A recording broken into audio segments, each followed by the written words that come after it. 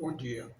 Otacílio Bezerra Bonfim, o professor Vaqueiro, foi um grande memorialista, escritor, vaqueiro, professor, pesquisador de Crateús. E hoje eu e a Aline viemos aqui falar sobre ele, porque nós participamos vivamente da construção desse livro. Esse livro só saiu porque a Aline foi apresentada para o tio Otacílio e foi a ela que ele confiou os originais. Os manuscritos, né? Os manuscritos, os originais manuscritos.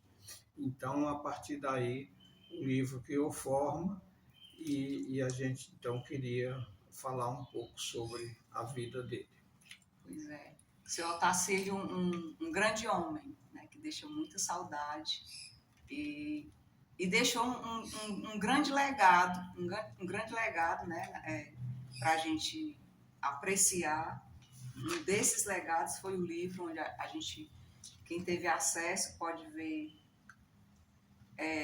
um livro que fala da vida dele, da trajetória, as vivências, né? Tudo que ele fez, que ele construiu, o que ele pôde desfrutar já depois de idoso, como ele relatava, né? Que precisou primeiro trabalhar muito, somente após muito trabalho foi que conseguiu desfrutar a vida de verdade.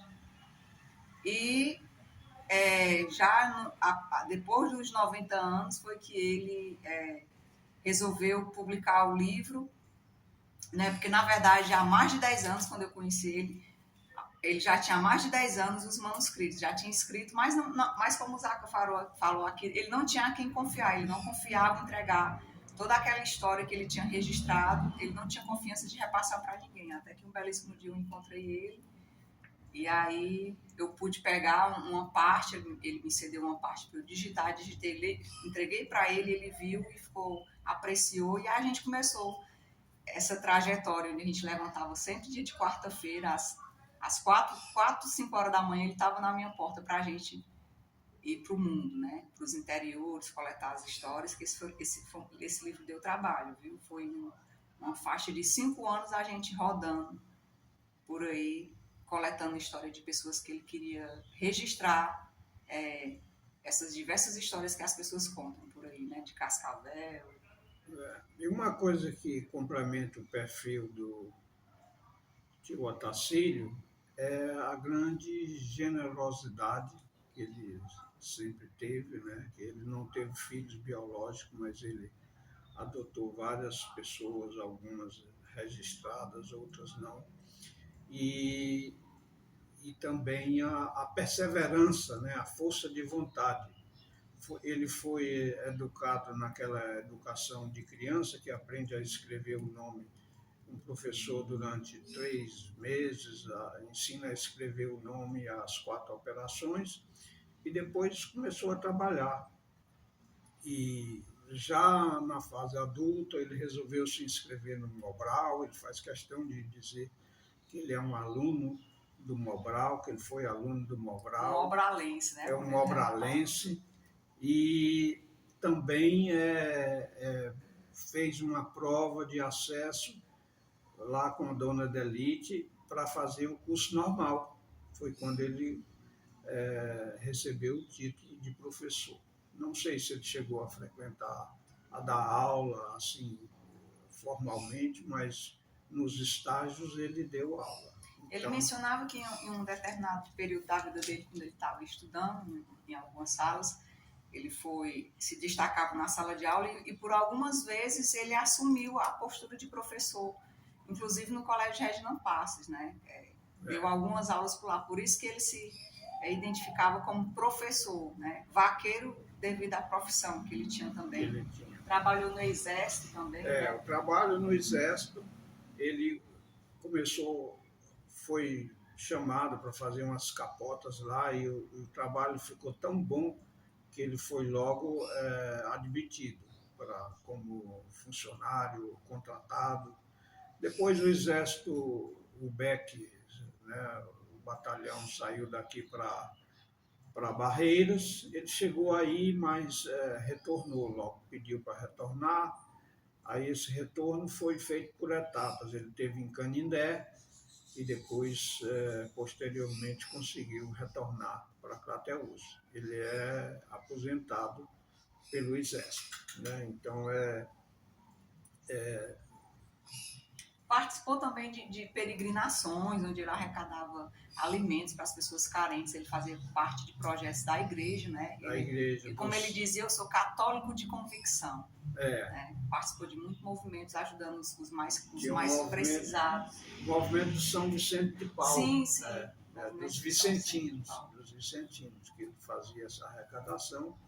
Fazia parte dos movimentos eclesiais de base, né? Que foi trazido pelo Dom Fragoso, e ele teve grande participação, né? E atuação também de forma diretamente na natureza, como sendo vaqueiro, né? Era um protetor, um defensor dos animais. Muito tempo foi vaqueiro, participou de comboios também, né? De se deslocando entre cidades, carregando esses animais.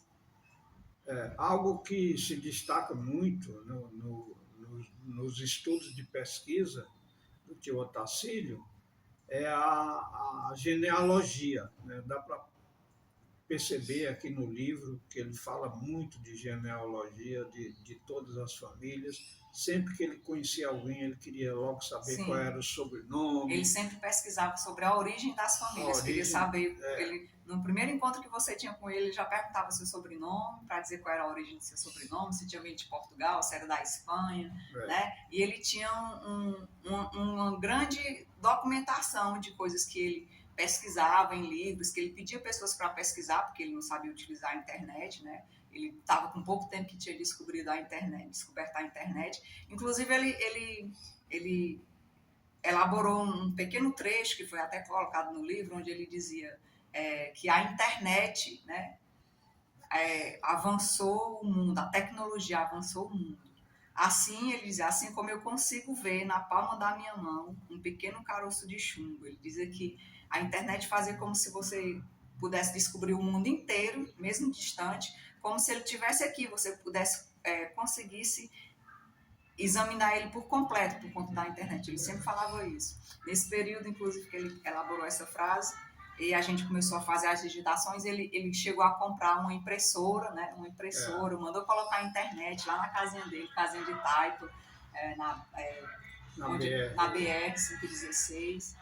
E essas digitações, elas nunca ficaram nesse computador, digitando lá. A gente sempre estava no meio do mundo coletando essas histórias, né?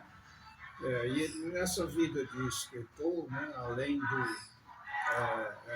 quando ele fez o livro ele foi convidado pela Bienal do Ceará, acho que foi em 2017, e essa participação dele na Bienal foi muito importante na vida dele. Ele disse que ele chegou a declarar para mim que foi uma das coisas mais importantes que ele já tinha feito, foi a participação nessa Bienal, que ele veio como mestre da cultura, né? Tinha o Lucas Evangelista também participava, e ele participou de mesas com vários mestres da cultura. Inclusive, uma dessas palestras dele foi assistida pelo secretário de Cultura aqui, e ele ficou muito, muito feliz. Além disso, ele tinha projetos para outros livros, para mais um livro, que era Quando os Bichos Falavam. Ele já estava rascunhando, já tinha feito alguns textos. Desse outro livro, Quando os Bichos Falavam, mas ficou... muita coisa ainda estava na cabeça dele. Tudo, né? Ele, além de tudo isso, ele criou um empreendimento, um loteamento. Ele pegou umas terras deles ali perto do Curral Velho, né, na parte que não ia ser inundada pelo açude de Fronteiras, e fez um loteamento. Ele mesmo rascunhou o mapa, né, fez traçou as ruas, que ele deu o nome de todas as pessoas da família, Avenida Luiz Bezerra de Menezes Lima, a rua com o nome de todos os irmãos e irmãs, tinha localização para posto de gasolina, para biblioteca, para a escola, para a igreja, e esse empreendimento está lá, continua lá, as pessoas, era tudo no verbal, não tinha nada escrito, não. A pessoa comprava, se comprometia a pagar tanto por mês, e está lá, já tem muita casa, já tem muita Sem coisa. contar a generosidade, né? A maioria desses loteamentos, alguns ele doou, fez doações, né? Fez muita doação muitas desse doações em loteamento. Crateús, muitas doações. Ele dizia que gostava muito de terra, né? Que tinha medo de morrer só porque tinha medo que as terras dele fossem vendidas, porque ele queria ter muita terra para estar ajudando justamente as pessoas. E, inclusive lá naquele período, naquela parte que tem, eu acho que é o Campo Velho ali, né? Tem uma parte ali que foi, acho que foi uma UPA, que foi terreno ainda dele, que ele fez essa doação. Doou para uma UPA, né, lá no Corral Velho mesmo. Foi feito não é bem uma UPA, é um posto, né? Um posto que eles chamam de UBS, Unidade Básica de Saúde, que a UPA é algo maior, mas é uma unidade básica de saúde que tem até o nome da irmã dele, Antonina Bezerra. Então, e a simplicidade nele, né? É uma coisa que se destaca no seu Otacílio, sempre foi a simplicidade, a humildade. Muito simples, muito direto. Ele conta que uma vez na fila do banco foi questionado quem era o acompanhante dele. Não, mas o senhor com essa idade não pode mais vir só para o banco, não, tem que ter um acompanhante. Aí ele virou para o funcionário e disse: e o acompanhante vai subir no carro de horário comigo? Vai pegar um mototáxi? Vai pegar as poeiras, vai pegar as poeiras, Então, tudo isso era coisa que ele fazia até às vésperas de completar 100 anos. Um homem excepcional.